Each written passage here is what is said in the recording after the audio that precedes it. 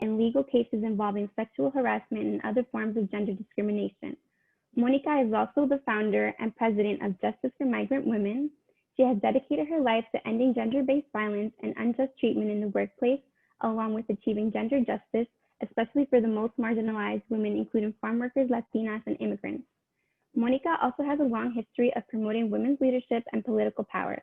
She is the former director of Latinas Represent, the only national nonpartisan initiative to help Latinas secure public leadership positions. She is the founder of several major initiatives, organizations, and projects, including Esperanza, the Immigrant Women's Legal Initiative of the Southern Poverty Law Center, and the Bandana Project. In November 2017, she authored a letter on behalf of Alianza members that was published in Time magazine, which went viral and helped spark the Time's Up movement. Monica rallies people from all walks of life to promote gender equity in the workplace and in politics, while inspiring audiences to find their own voice, forge their own leadership journey, and use their power to make change. So without further ado, this is our speaker for the hour, Monica. Thank you, Sasha. Thank you for all of your leadership. You know, I loved hearing about all of the things that you're involved in, and it made me think about when I was in college and all the things that I was involved in. And I'm so happy to get to spend time with all of you this evening. I really am appreciative of the invitation and of the chance to talk about not only the Latinx community and our culture and what we have to celebrate, but also some of the challenges that we're confronting, and to think with you about how we can work together to address some of those challenges. So as Sasha said, you know, I have spent over the past 2 decades working to create various different projects around the US related to migrant workers and women specifically. And so today I'd love to share with you some of my background, how I got there, you know, what's inspired some of the work, and talk through a little bit about what some of the issues are that migrant workers have experienced during this COVID crisis. I want to talk about how we can all get engaged to change things, to really confront some of these social justice issues, and in particular, some of the things that immigrant women specifically are facing in our nation today. So, you know, I always start my talks really centering my family's background, because the reason that I have been engaged in work on behalf of the migrant community over these past couple of decades is because I come from a migrant farm worker family. I'm the daughter and granddaughter of migrant farm workers, and I actually live in a small rural community in Ohio where my family settled out of agriculture. You know, some of you might have this shared history with my family. My family used to crisscross our country, picking, packing, and planting the food that we eat, and eventually settled out in rural Ohio, which is where I was born, raised, and live today. And, you know, when people think about migrant workers in our country, if they think about migrant workers at all, I think that there often is this pretty narrow view of who migrant workers are in our nation. And in particular, I think that that view tends to focus on men as migrant workers and men who are migrating as farm workers. But I think it's really important for us to all recognize the fact that there are women who are also migrant workers, and that today the definition of a migrant worker isn't just someone who's working in agriculture. There are many individuals who work in agriculture across our country who are migrant workers, moving from place to place to do their work. But I think post-Hurricane Katrina, we've seen many others who've been migrating for work. We've seen workers who have gone to places like Louisiana to do cleanup after natural disasters. We've seen workers who are migrating across borders, whether they be state borders or country borders, in order to seek other kinds of jobs. So, you know, the work that I do through Justice for Migrant Women, my organization, and the work that I've done in my other capacities through Alianza and other orgs has been on behalf of farm workers, women specifically, and now other migrant women workers who are doing really important jobs in our country. I think it's helpful for me to provide you with a little bit of context about the farm worker community, because I want to share with you what some of the issues are that the farm worker community has confronted during this COVID crisis, and some of the work that we've been doing to address some of those issues. So, you know, there are 2 to 3 million farm workers in our nation, and those workers, some of them are migratory, meaning they move from place to place for their work. Some are seasonal, meaning they live in one place year round, but they work in agriculture, depending on the seasonal work that's available to them. Some of them are guest workers, meaning they're coming to our country for specific periods of time on special visas to work here. And then we also have workers who are not on visa programs, but who are domestic-based workers who sometimes split their time migrating, sometimes are seasonal workers. So we have different categories of farm workers in our nation. And when people think of that 2 to 3 million number, they might think that the majority of those workers are men. But it's important for us to remember that actually there are nearly 1 million farm worker women in our country. And when I was growing up, because I come from a farm worker family, my parents made it a point to teach us about what the conditions were for farm workers. And when I was growing up, my parents talked to us about the difficult working conditions, about the poor housing, about some of the discrimination that farm workers confronted, that they confronted when our family worked in the fields. They talked about, the dangers of some of the heavy equipment and being sprayed with pesticides. And those were all the issues that I learned about growing up. And when I went to college, like you, I was really curious about some of those issues. And one of the things that really called my attention was the fact that the stories that I'd heard growing up about some of the problems that farm workers confronted are still the same issues that farm workers confronted when I was in college, later when I went to law school to become a farm worker attorney, and still today.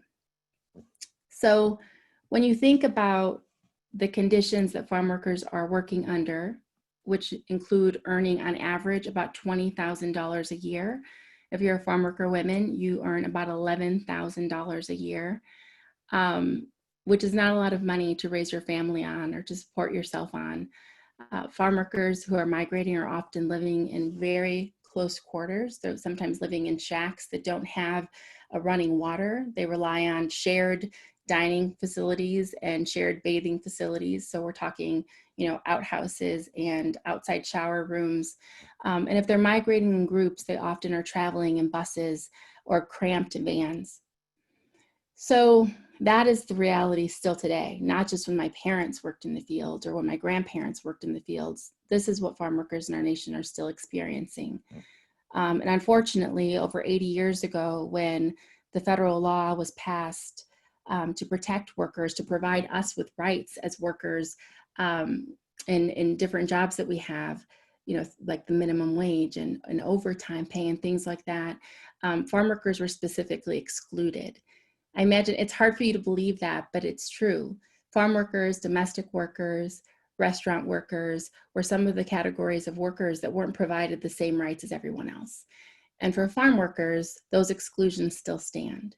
So we're talking about a group of one of the most critical workforces in our country. They literally do life-sustaining work. Farm workers have touched you in your lives today. If you've eaten, farm workers had something to do with it.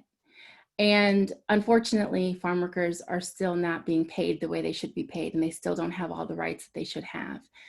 And so fast forward to now, we're more than 7 months into a global pandemic that's impacted, our country considerably. And farm workers who were relatively invisible to most people all of a sudden became essential. Our federal government deemed farm workers essential workers.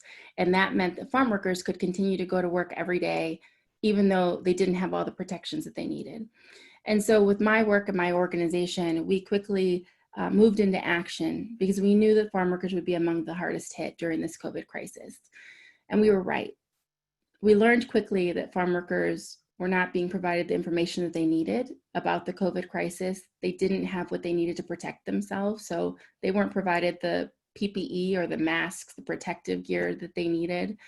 They weren't being allowed the possibility of physical distance, right? The CDC told us that we should wash our hands, that we should wear masks. We now have been told that we should wear masks. We've been told that we need to be a certain distance apart from each other and all these other measures. But farm workers who are going to work every day to feed us were not being provided what they needed to be able to stay safe. And so very early on, we started hearing from people about how they didn't have what they needed and they were scared. And the other thing that was really heart-wrenching for us was that if you can imagine a farm worker going to work often 5 o'clock in the morning and then working all day long, picking our crops so that we can eat, and then going home and not having enough food to eat for themselves or for their families. That was what we were hearing from farm workers across the country, that there were not enough supplies at the stores where they lived, so they weren't able to buy food. The food banks were closing before they got off of work, so they weren't able to go and wait in line to get food. And in some places, we were hearing from farm workers that the little markets where they would shop, they raised the prices considerably. And so the products that they would normally buy, doubled and in some cases tripled in price. And so they could no longer even afford the products if they were available.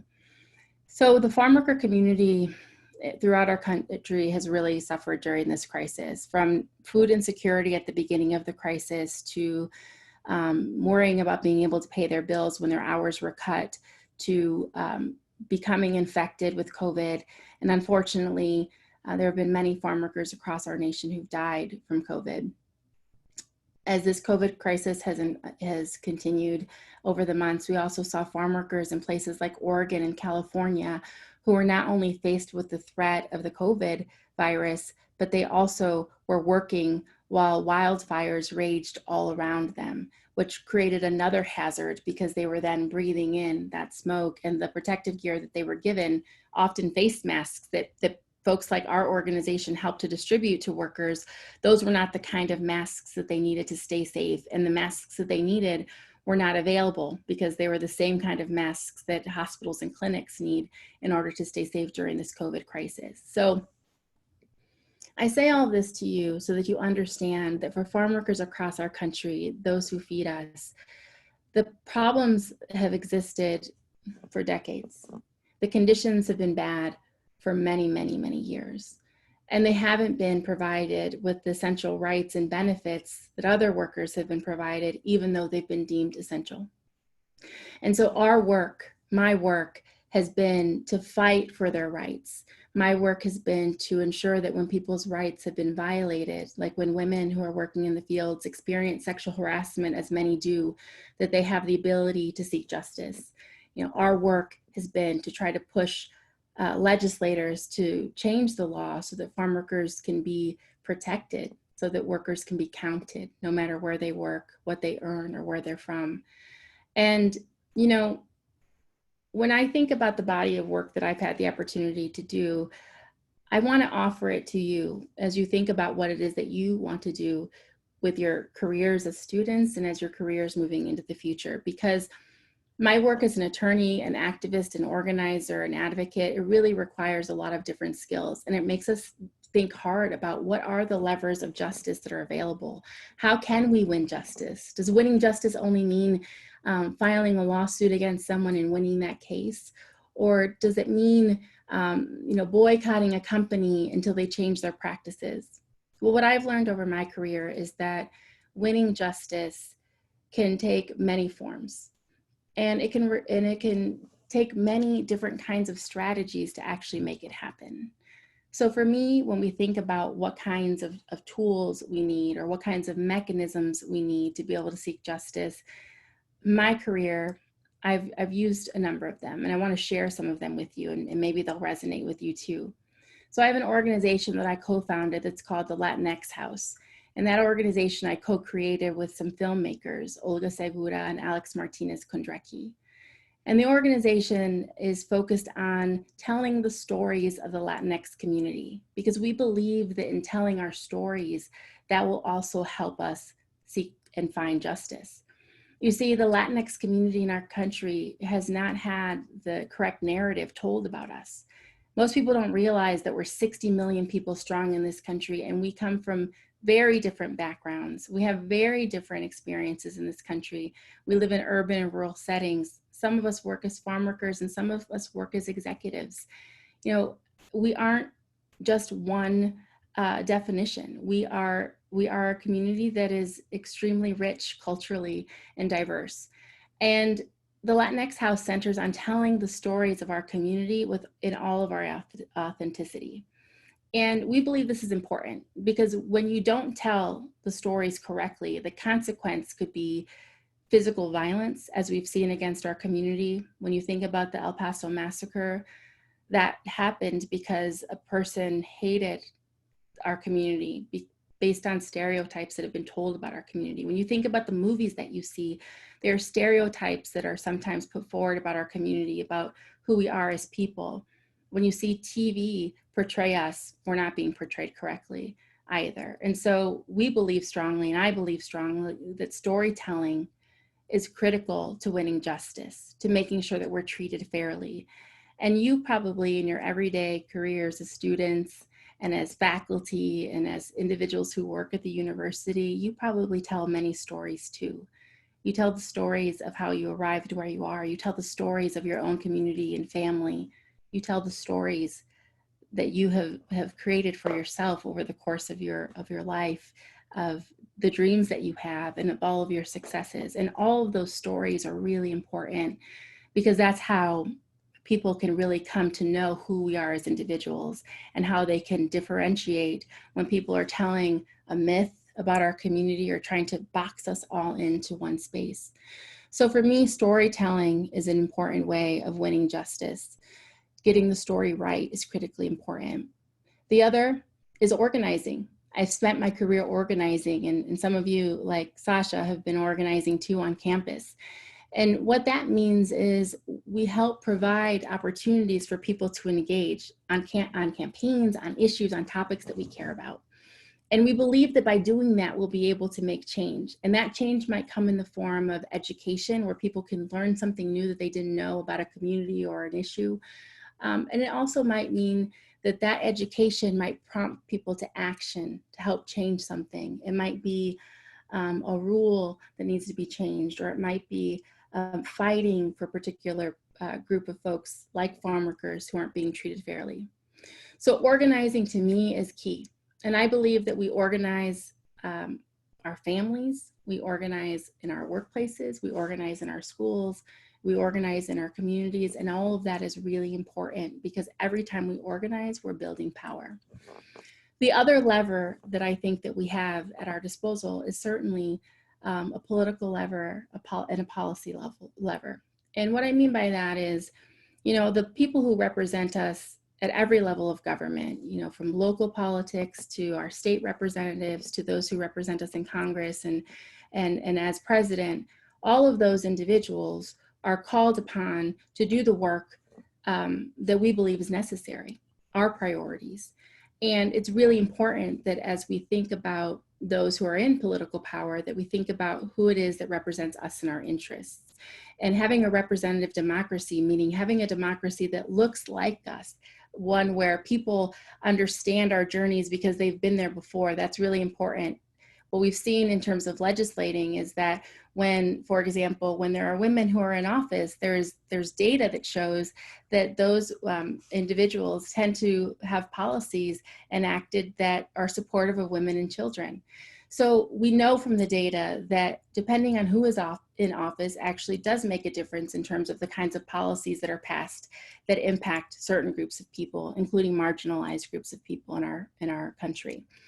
So policy making is important. And, you know, when we think about policy making and who our political representatives are, we have to think about civic engagement and how it is that we are defining civic engagement is really, really key. So I recently co-founded an initiative called She Se Puede, which is an organization that I co-founded with 9 other Latinas. You might know some of them, America Ferreira, Eva Longoria, Carmen Perez, who was one of the leaders in the Women's March, and several other organizers and activists. We came together to create this new entity that's focused on empowering Latinas and helping Latinas get information about civic engagement and health and their well-being and other information that's important. And the reason we created that initiative is because we believe that Latinas should be lifted up in all of our power and that we should have all of the tools that we need to be able to be whole and healthy and successful, including civically. But when we define civic engagement isn't just about voting. Voting is really important. And we know that we have an election around the corner, and all of you who are eligible to vote, we need you to vote, and we need you to tell your friends and family to vote. And that is really important for our functioning democracy. But civic engagement also includes volunteering. Civic engagement also includes seeking political appointments. It includes running for office. Civic engagement is a wide range of things. And we believe, and I believe, that it takes all of us to really make sure that we have a healthy democracy. And having a healthy democracy doesn't come down to voting in just one election. It's an ongoing process, and it's an ongoing commitment that we have to show. And when we don't have a functioning democracy, then that is when it can be dangerous to us as people and as a society. And that is why we have to be committed to being engaged. You know, in my work with immigrants and with farm workers, and specifically with migrant women, I see all the time the consequences of when political leaders are not representing the interests of some of the most vulnerable. And as I mentioned earlier, that means that sometimes people are not even protected by the laws of our country, or sometimes the laws of our country are harmful to people, or sometimes the systems that we have are harmful to people. And I think that in particular, when you think about migrant women in our country who are oftentimes immigrants, in the case of farm workers in our country, more than half of farm workers in our nation are undocumented. So we have immigrant women workers in our country who are experiencing high rates of victimization, you know, from domestic violence and sexual violence to sexual harassment at work. We see these problems being enacted upon these women because people believe that they won't speak out, that they won't seek justice, or that nobody will believe them. And a big part of our job, of my job, is to make sure that people understand that immigrant women do have rights, and that there are people who care about them and who are fighting for them. And also a part of our job is to make sure that the immigrant women themselves know their rights and know that there are people who are fighting for them and who are going to walk alongside them when they are in trouble or when they've been harmed. But we can't minimize the fact that it is because these women are immigrants, because they are sometimes undocumented, because they often don't know our legal system, because they might not have many community connections, they might be isolated because of language barriers or for other reasons, or they might be in a position where they can't leave their job because they need it to be able to feed their families. All of these factors play into the fact that these women often feel and are trapped in very difficult situations. And so it's important for us to name that, because we can't pretend like immigrant women's gender, their status as immigrants in our country, their race, sometimes other factors also come into play. And those factors taken together make them sometimes vulnerable to forms of exploitation that other people don't suffer in our country. And that is why it's really important that we think about how it is that we can work together to reach them, to do what we can with the power that we have, to tell their stories so that people know what's happening to them, to help make sure that we make space so that those individuals can also tell their own stories, right? It's not enough for me to tell the stories of the courageous women who I've had the opportunity to represent, but actually what I need to do and what I've tried to do through my work is to make space so that immigrant women who I've had the honor of representing can tell their own stories, their own truths, their own experiences, and can share what it is that they know needs to change in our society so that other people don't have to experience the kind of harm they've experienced. And I say this because we're living in a time where there's great division. We're living in a time when we're not able to have candid conversations with people where we might not see eye to eye, because sometimes those conversations end up in arguments or even worse. And I believe strongly that we need to be able to reach a place in time when we can have those conversations with civility again, because when we don't and when we can't, then there are whole groups of people like immigrant women who experience the consequences, who experience the harm, the marginalization, and the exploitation. And unfortunately, because of their circumstances, they often don't feel as though they can come forward for help because they believe that they could suffer retaliation. And what does that mean?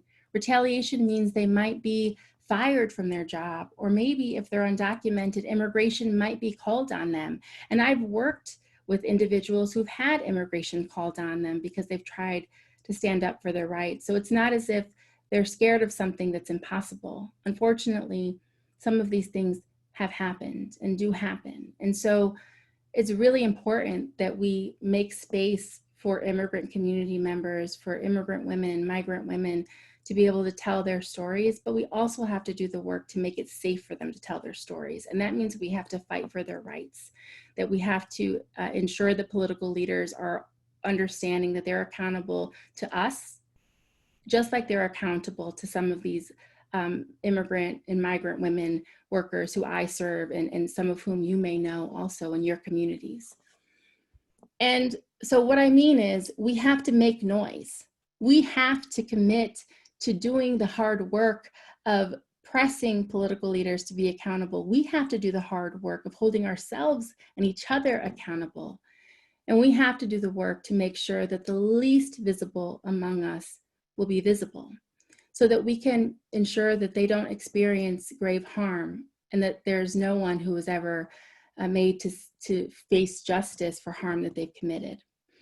And, you know, I know that some of you, like me, were probably really shocked and saddened, and have probably been very shocked and saddened over the past few years that we've heard of the stories of the immigrant women who've come seeking immigration relief in our country, the women and children who are currently in tent cities along our border, the immigrant women and children who are in detention centers around our country. We've heard those shocking stories, and I've had the immense honor of being on the border with some of these women and children, and I've had the opportunity to learn from them about why they had to flee their countries and why they made the decision to seek justice and freedom, and why it is that they took the chance to travel to another country where in some cases they knew no one, but in many cases it was the only way that they believed that they could be safe and that their children could be safe. And I can tell you, in the many conversations that I've had with women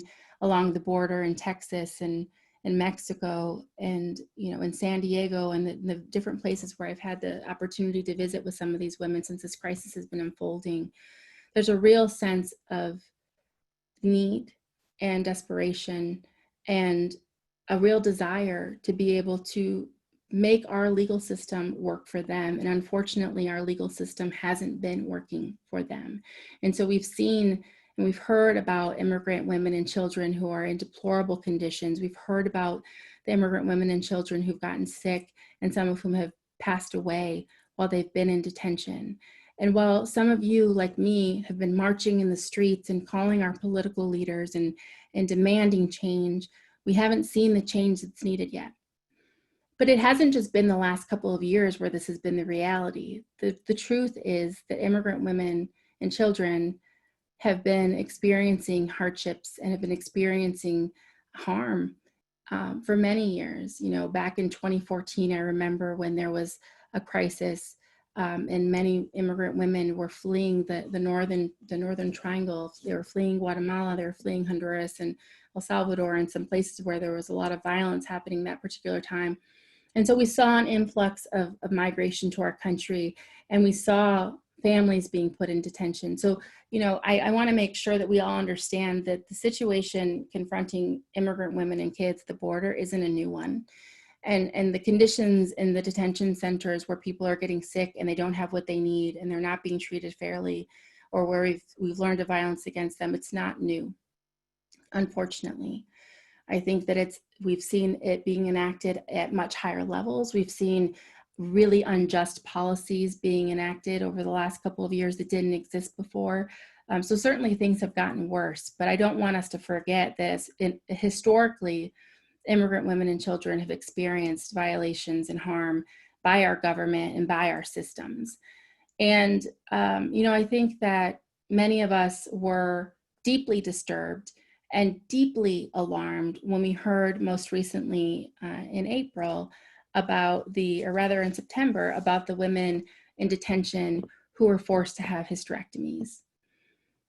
And, we learned about that because a whistleblower came forward to share what was happening in these facilities. And as we were hearing about what happened to these women, which is unimaginable and human rights violations without question, well, we also started to hear from immigration advocates and from immigrant women and families around the country was that, that it wasn't just in one place where these atrocities were happening, that in different detention centers around our country, there have been harms committed against immigrants. And there have been instances in which immigrants have organized in detention to try to call for better conditions, where they've tried to raise awareness about the fact that that there's violence happening and that there are these other violations of rights happening. And the difficulty is that the information doesn't always reach the public. We don't always hear about it. We don't always have a whistleblower who is willing to tell the story, no matter the consequences to themselves. And so I remind you of this because I don't want us to forget about the fact that in our country, there has been a long history of forced sterilization, particularly of women of color, including enslaved Africans, Native women, Puerto Rican women, disabled people, and others. That is part of our history. We also know that most recently there have been individuals who've raised awareness about the fact that COVID is impacting some of these detention centers and the measures aren't being taken to keep them safe.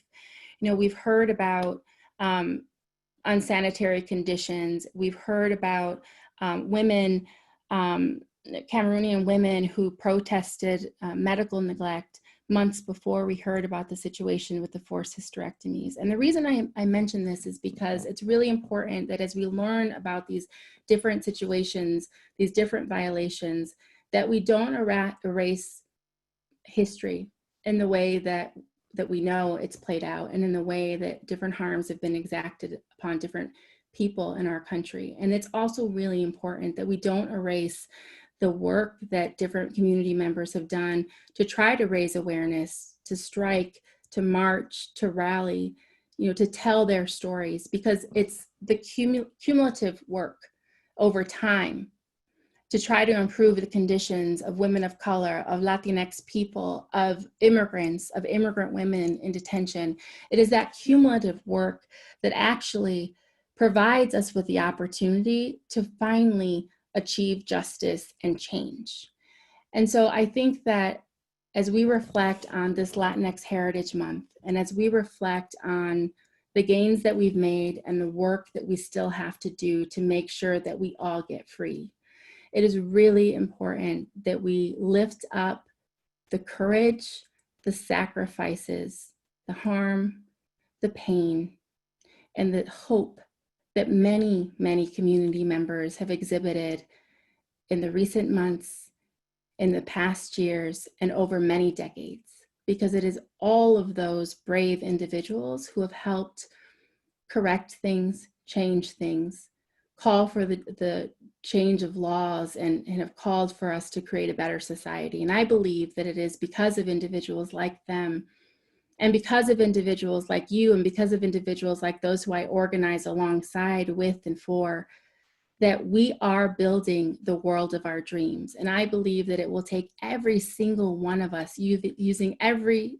single lever that we have, organizing, changing the law, running for office, seeking political appointments, exercising our right to vote. It's going to take all of those levers, all of those mechanisms, and every single person here in this conversation and all of us across this country to finally achieve justice for all of us, and to finally create a society where we all belong, where we're all treated with respect, and we are all finally seen as whole humans who deserve dignity and equality.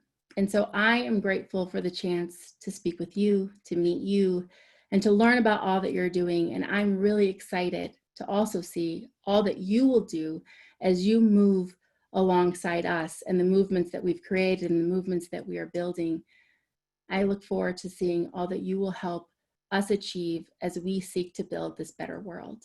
Thank you.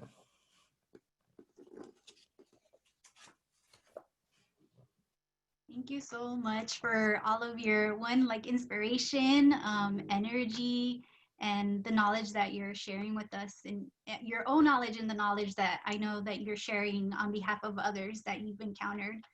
So thank you so much for all of that. So if folks have questions, please do feel free to provide them in the chat box, and we'll take those questions. And I do have a few questions, especially as you were mentioning a lot of different things. I was like, oh, those are the questions that I was having. So it's great to see some of that come out. So one of the things that that you spoke about, or I think that you really are getting to, is making different connections among different pieces around oppression and different rights. And so one of my questions for you is, is there conversations around talking about farm workers' rights in connection with environmental justice and food justice, and that type of conversation that I think is also valuable and important as part of this? Yeah, thank you. I did a podcast today for a program called Planeta Hey, and they are all about lifting up the actions and the work of the Latinx community in the environmental space. So yes, definitely.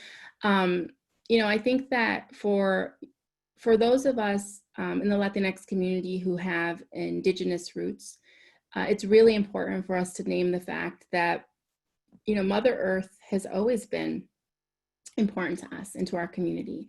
We feel a specific closeness to the earth. And, I was sharing earlier when I was doing this podcast that, I think about, my great grandmother, who I had the good fortune of spending, years with before she passed away. I think about, the medicines that she would make. And I think about how she would always put a bucket outside of her door, and she would collect water, and that was the water that she used to water her plants, so she was conserving water. And and I think about all of that, and I know that many of us have those shared experiences where our family members have over and over again showed themselves to be environmentalists, but we just didn't call it that, right?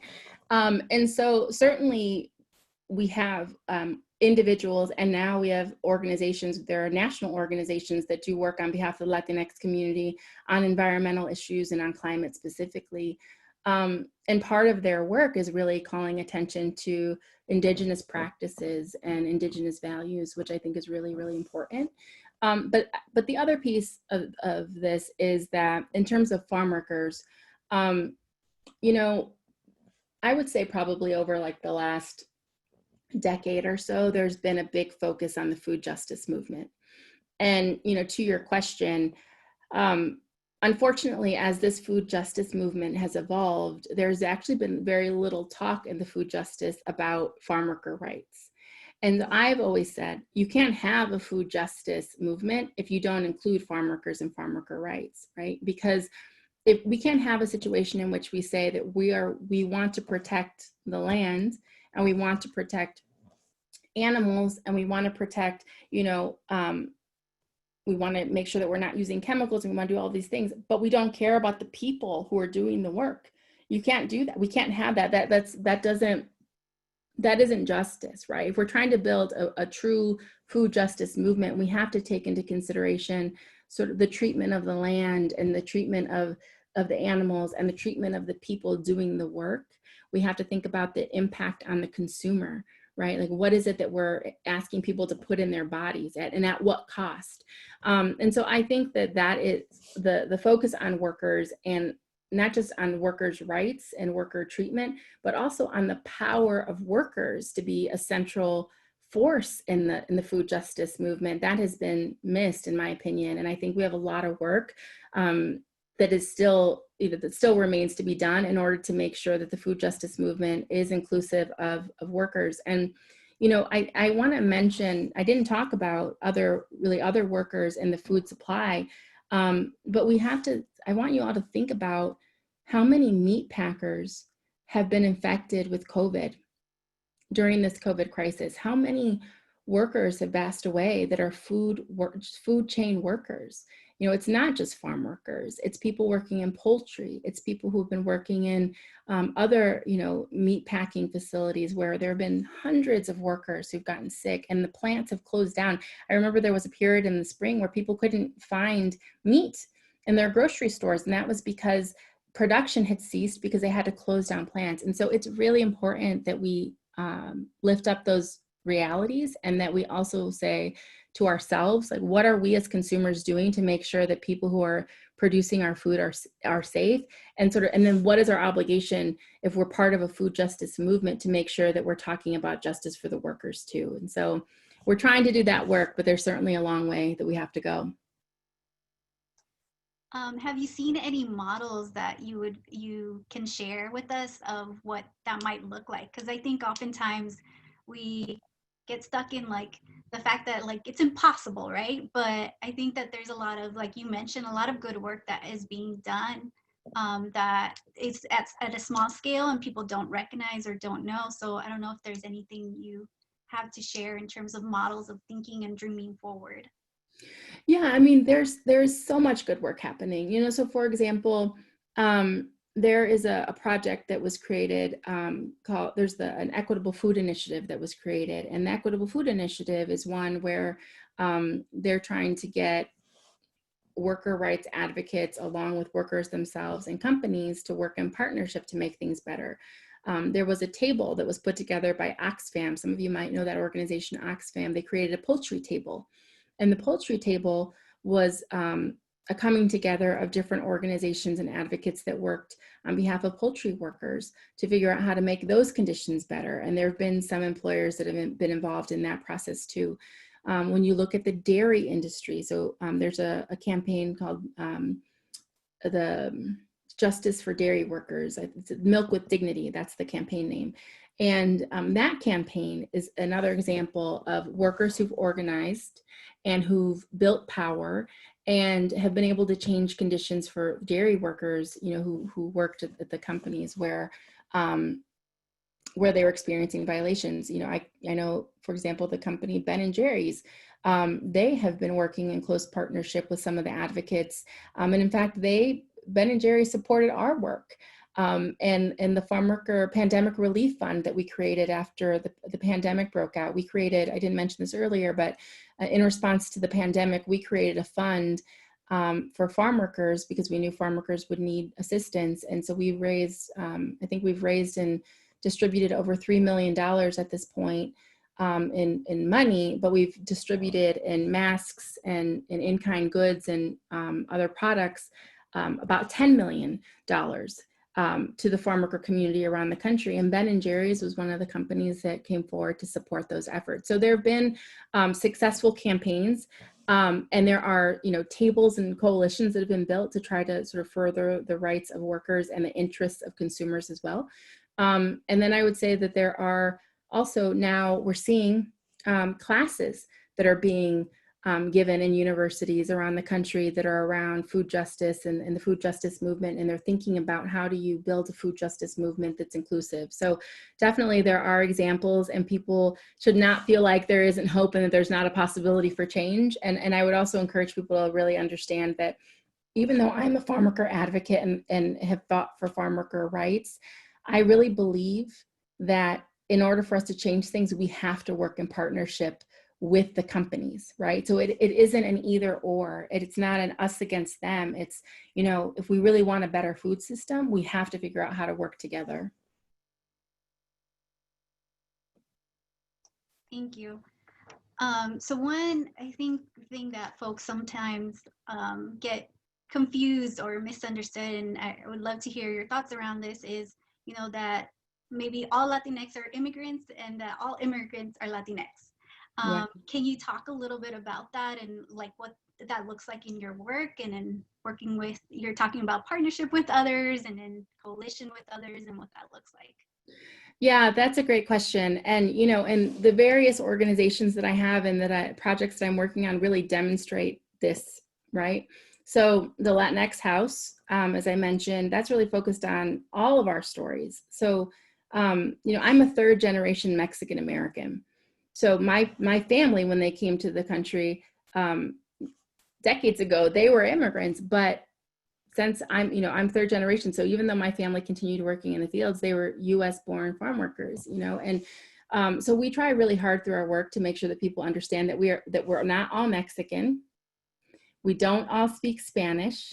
We are definitely not all immigrants. I mean, when you talk to folks who are from California or from New Mexico, and they often talk about how the border crossed them, right? Because they and their families were actually in what is now considered the United States when it was part of Mexico. So, we have very different immigration, migration histories, and some people, including those of us who come from indigenous families, there are indigenous community members who they identify as Native and indigenous, and they also identify as Latinx.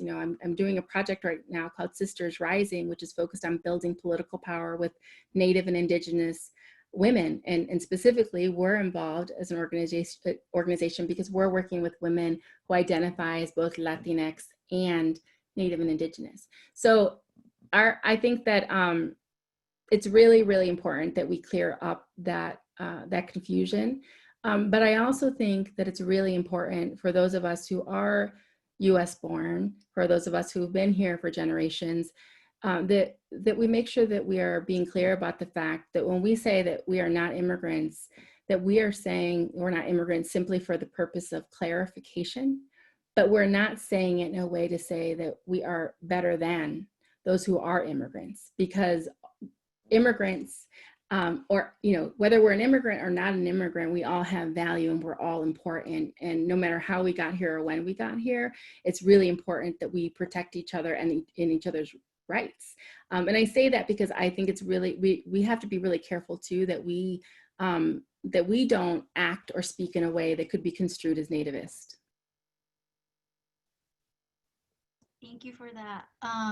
I know, so going along the same trend of thinking about, immigrants and the variety of documentation that folks might have, and you spoke to this already, but if you want to speak a little bit more in terms of, if you could tell us also the differences in which in their experiences as you're working with farm workers, of the folks that might have documentation status, those that don't.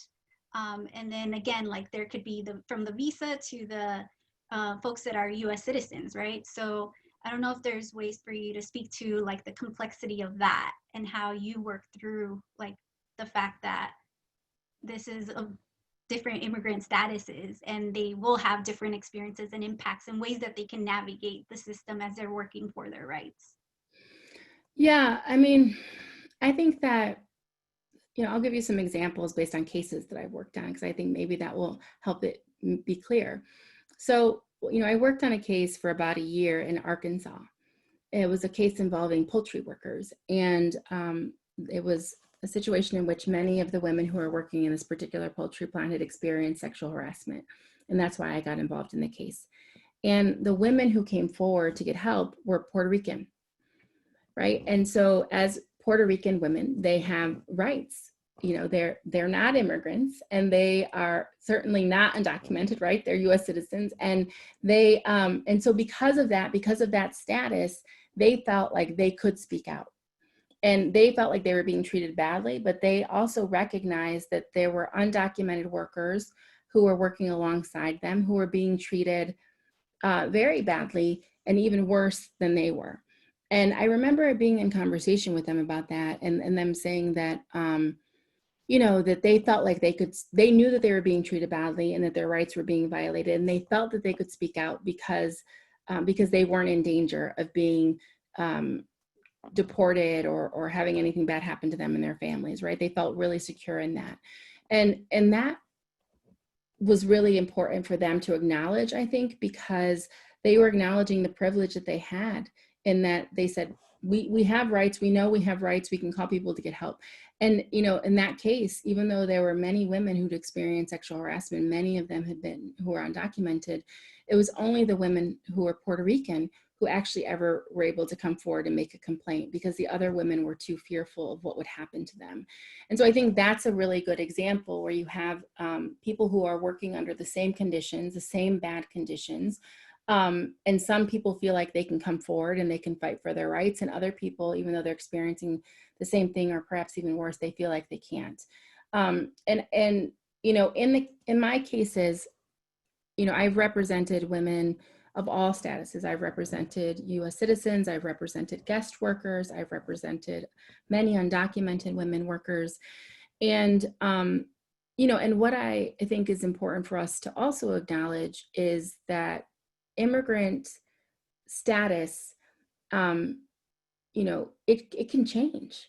So if someone came to the country with a particular visa, while they're in the country, that their status might change, you know. So for example, if they were a guest worker who had a limited visa, and then maybe they became eligible for a different kind of visa, like maybe they were a victim of a crime, and so they applied for a visa, which is called a U visa, which is for victims of crime, they could then change their status. Or if you think about DACA holders in our country. So DACA holders in our country at one time, you know, they were undocumented and had no opportunity to apply for any kind of status, but then the opportunity to apply for DACA became available, right? And so I think that sometimes people, when they talk about immigrant community members, or in specifically undocumented community members, there's this idea that whatever your status is going to stay that way forever. And we know that's not true. We know that permanent residents can become citizens, right? We know that that there are people who maybe become eligible for different kinds of relief because of crimes that have happened to them, or maybe because they are of a certain status and then they get married. So I think that there's like this narrative around immigrants in our country that is, it's like, it's static, you know, and that is a false narrative, because statuses change. And depending on one's status, there are different rights that attach, and there are also different risks. And in my clients' experiences, when they're undocumented, there are a lot of other challenges, because they're not thinking of only about whether they are going to get reported to immigration, or maybe the police will be called on them and then somehow they'll be deported to immigration, which has happened to some of my clients. They're also worried about their family members. Like if they're in a mixed status family where some are undocumented and some are US citizens, they're worried that something could happen to their other family members. You know, so say it's a US citizen who had something happen to them and they brought a lawsuit. Well, they're worried that their undocumented family members might suffer a consequence. So it is very complicated, and every case is literally, it's a case-by-case situation. And even if it's one company where the same thing happened, it's person by person. You know, it's really important when I have a client, it's very important that I understand thoroughly their immigration history so that I can make a determination about what kind of relief they might be eligible for and what kind of risks they might be confronting. Thank you. So I'm going to bring us to a more recent news around the census and ending the census early. Do you want to speak a little bit as to how that's impacting migrant communities, farm workers, and so forth? Well, you know, I think so. The recent Supreme Court decision, obviously, it has many people are scrambling, you know, because this new deadline has been imposed. And but I think that for migrant community members and for farm worker community members, the process has been months long in terms of making sure that our community understands that we should complete the census. You know, I actually, I was considered a census ambassador. So I did a video for the census, and one of the things that they wanted me to talk about was sort of what was the risk of people's information being turned over to immigration. And that video was released months ago. And so we started that conversation a long time ago with immigrant and farm worker community members, because we understood that we had the challenge of overcoming the fears related to what would happen with their information. And so I would say that I think that the consequence of the most recent decision has meant that we had to really work hard to make sure that people understood the new deadline. But I also believe that there are many organizations around our country, and hopefully ours included, that have done the work over many months to make sure that people were getting the information that they needed and that they were completing the census. So it's my hope that we were able to already reach a lot of people. And so this new deadline, while it's caused many of us to scramble, I'm hopeful that we were able to, get people to fill out the forms early. And I think I was on in a conversation yesterday with Arturo Vargas, who's from an organization called Naleo, and he said something that I think was really important, and he reframed it, and he said, many of us fought to have the deadline extended, and the deadline that we fought for was the end of October. And I think that we should recognize the fact that we fought and we got an extension, and now maybe it's 2 weeks shorter than what we had fought for, but we won extra time. And so I think we have to also remember that we did win extra time, and in that time we were able to reach people, and people do have, until tomorrow to really, to finalize the paperwork before the deadline. But I think that it is important to remember that we did win, and that we were able to at least get an additional, few weeks for people to fill out the forms.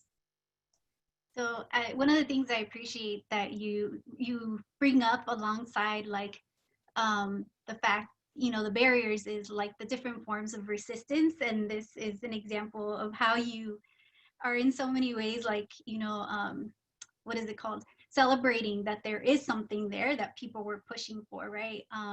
And so I don't know if you want to share more stories around this piece around resistance and how people have demonstrated that.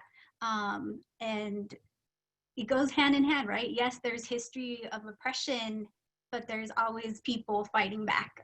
So if you don't mind sharing some of the stories in your work that you found to be inspirational, or not inspirational, but real.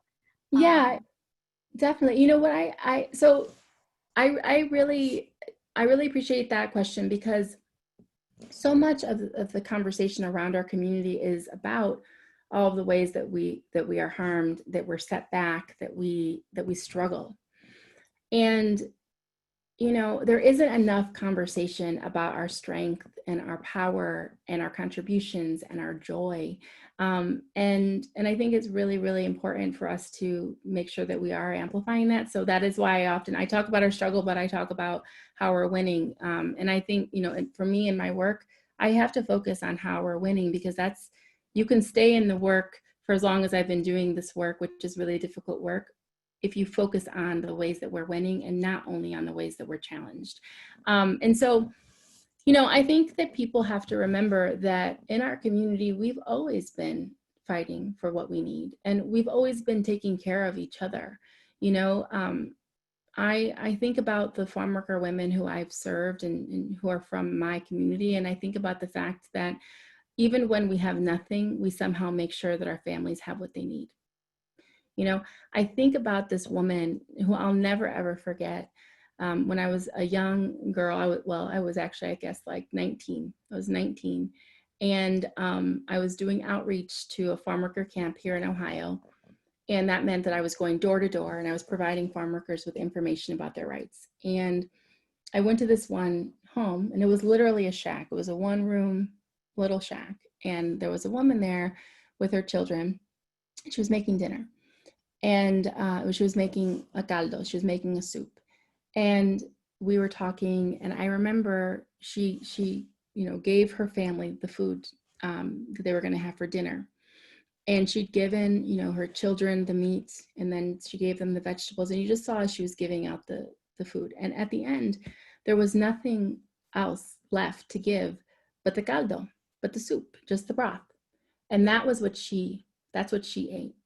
And I never forgotten that, because that mother, she knew she had very little to work with, but she also knew that she was going to do everything in her power to make sure that her family was fine. And that came at a sacrifice to her, because she gave her family, the fruit, the vegetables, she gave them the meat, and she left herself the caldo. And that left such an impression on me. And I feel like we all have those stories, right? We all have the stories of the sacrifices of our parents, of our mothers, of our abuelitas. And, in the movement and in the work that I do, I think about this woman who most recently during this COVID crisis, in Florida, as I'm sure you probably know, Florida is one of the hot spots where many farm workers have become ill with COVID. And there was this farm worker woman who was working in the fields during the day. So you're talking about waking up at 5 or 6 in the morning to work in the fields. So she worked all day long. And then at the end of the day, she would go and she would volunteer. And she was working with a church, and she was making food boxes that she would then take to the different farm worker camps, and she would, help distribute this food to other farm worker community members so that they would not go hungry. And, that is so much sacrifice. She was working all day long, and she herself is in a situation of crisis, right? And still she was able to figure out how to help her community. And we actually introduced her to a newspaper so that she could be interviewed, because I was so inspired by her. And when they interviewed her, they asked her, why she did that. Why would she, after everything she was experiencing, why would she still do that?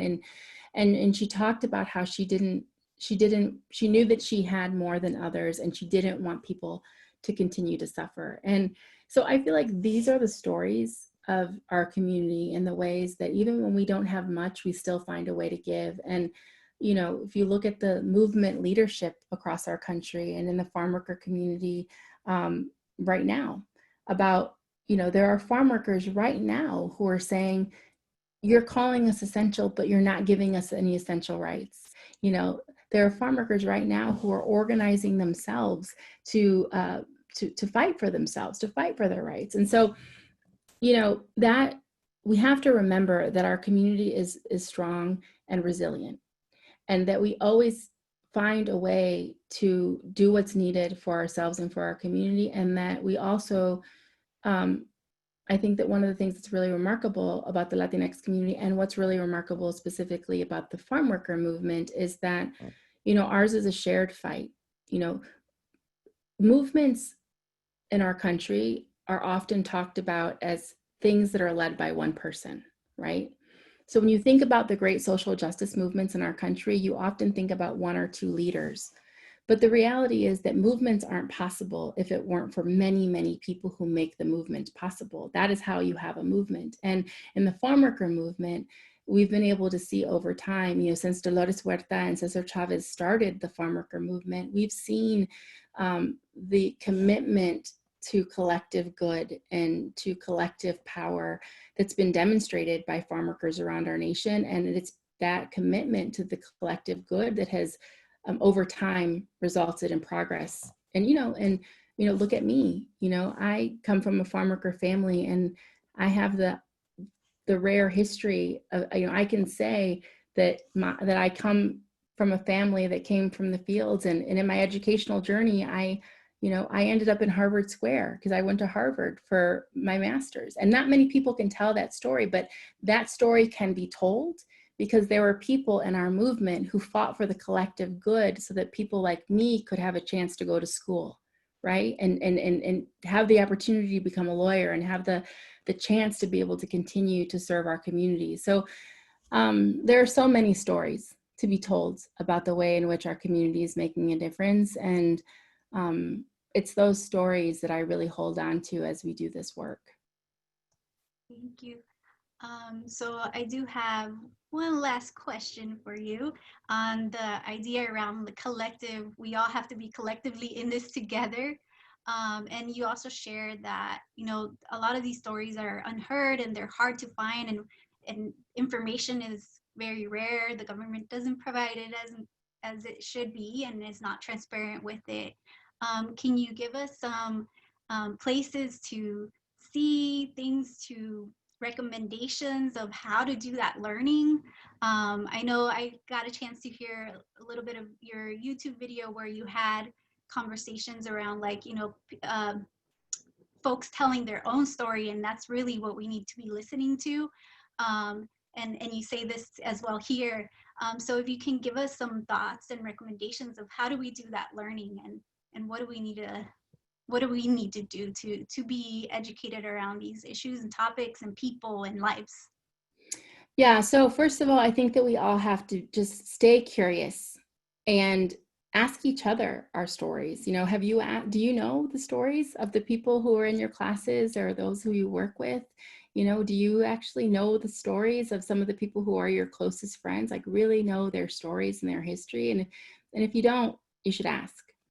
And I think when it comes to folks like farm workers and other marginalized communities, really seek out the organizations that are doing the work on the ground, the grassroots organizations.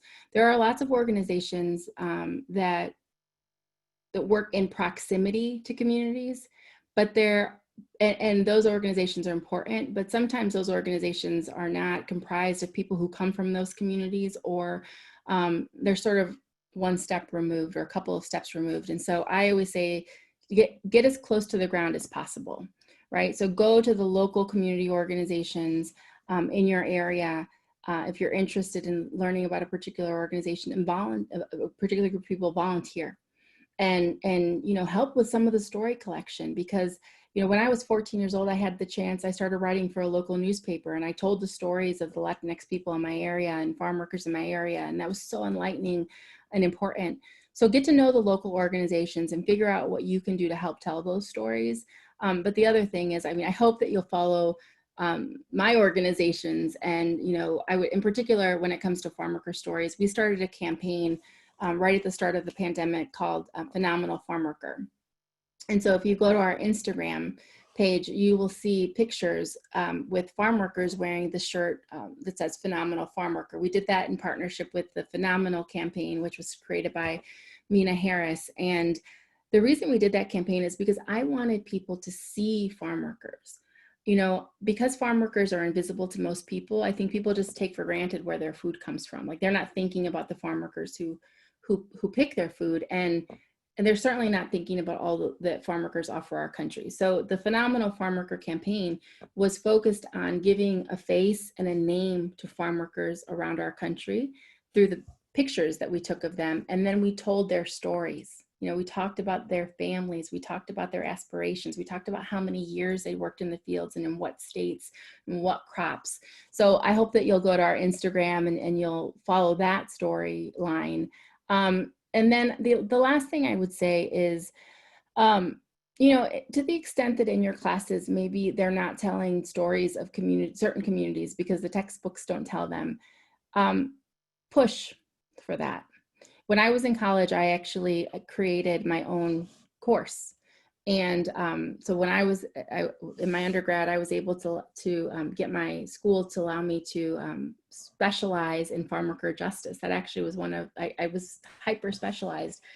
I specialized in social justice, and then I hyper specialized in farm worker justice. And so I just think it's really important for us to understand that we have the power to be able to make sure that those stories are being heard and are being told. And, you know, I think one of the things that happens sometimes is that we feel like we have to wait for people to give us permission, or we feel like we have to wait for someone to create that incredible course, or, you know, we feel like we have to wait for someone to write the book. We don't. We can write the book. We can help create the course, and we can tell the stories. And so please contact us. We can tell you, we can share many of the works that we've written. We've written a number of different reports. We've written when I was at Southern Poverty Law Center, we wrote a report called Voices for Justice. So happy to share all of those materials, and happy to put people in touch with organizations on the ground that might be of interest. But please don't ignore the fact that you have a lot of power right now. And part of that power exists in being able to push to make sure that your story is being told and the story of your community is being told. And I think that we are writing a new chapter in our civil rights history, and you will be the ones who will help write that. Thank you so much for all of your thoughts, your knowledge, and all that you shared from folks. We appreciate so much your time and energy, especially we know that you're running off to go do something else right after this. So all of your energy is very welcomed. So I'm going to pass it over to Dr. Jaggers. Thank you. Yes, thank you again, Monica, for your time today. Thank you for sharing so much of your experience and your expertise with us. We certainly appreciate you being here. tonight. And thank you to everyone who attended. And I'm going to, right now, I'm going to put a link in the chat. We have a brief assessment. If you could fill that out, that would be helpful for us as we continue to plan our Cultural Heritage Month Speaker events. Thank you again so much, Monica, and we wish you well as you continue the work that you're doing to advance equity, justice, and inclusion. So thank you. I want to do a plug before I sign Sure. off, which is, so as I mentioned, we created and launched Si Se Puede. And next week, we're kicking off a Si Se Puede virtual tour. And I hope that you'll check it out. So you can go to sisepuede.org and sign up for free. And you'll have a chance to hear from different activists. You'll have a chance to hear from America Ferrera and Eva Longoria and lots of other influencers who are going to be on the tour. And we're hoping that we can provide lots of great information on how to get civically engaged. So check it out. Awesome. Well, thank you. And this event does conclude our celebration for Latinx Heritage Month. And so we encourage you to stay tuned as we are about, actually we are currently in Filipino American Heritage Month, but then also in November, we will be launching our month-long calendar for Native American Heritage Month. So stay tuned, and everyone have a great evening. Thank you all.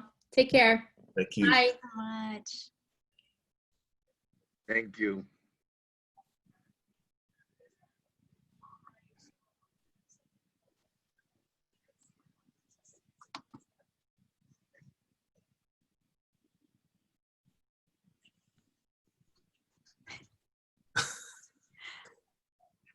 I was like, oh no, questions.